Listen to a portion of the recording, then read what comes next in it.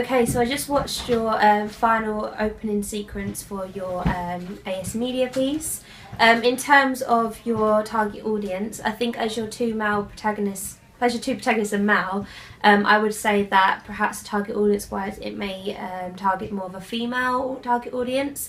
So as it is, from my perspective, it seemed a bit of a suspense at the beginning, only because there wasn't as much gore as I would expect in a horror. I think at the moment it would look more towards a female target audience. For demographics, I think more so perhaps 18 plus. As you can tell that it would get slightly more gory towards the middle or the end, as you do have the part of the kidnapping and everything like that. It does seem really interesting. I'm definitely intrigued to watch the rest of the film, as you do have a lot of the flashbacks of the girl, and I really like the idea actually of the concept of the kidnapping and the real twist of using the criminal as the one that's being punished in the film. I think that's really interesting to watch. It's a bit different to something you see normally in the cinema or in a lot of suspense or horror films. So yeah, but I think as you do have a mixture of both female and male actors, you could argue that it will target both a male and female target audience. But as I said before, I think it maybe be more of a female, in terms of the female being the damsel of distress and the males being the ones that are kind of being punished for it. So I would argue in that way that it could be perhaps for that kind of target audience.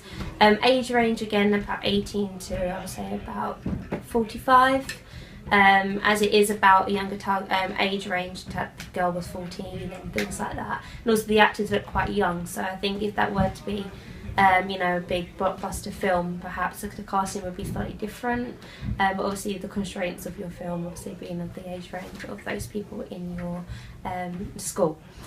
But overall, I really enjoyed your AS piece. I thought it was really intriguing. I think the editing was excellent. The use of the sound and also the use of the filters of the what's it called? You've got like the black around it, so it gives you the perspective of the person who is the criminal, and you do want to know more about why he's doing it. And the use of the mise-en-scène also with the photographs, it's really clear that it's all about that particular criminal, with the flashback into the picture with the photograph. So I think that worked really well. It was really well constructed together. The narrative was really clear. I feel that the target audience is probably from about my age to about 30, like early 30s.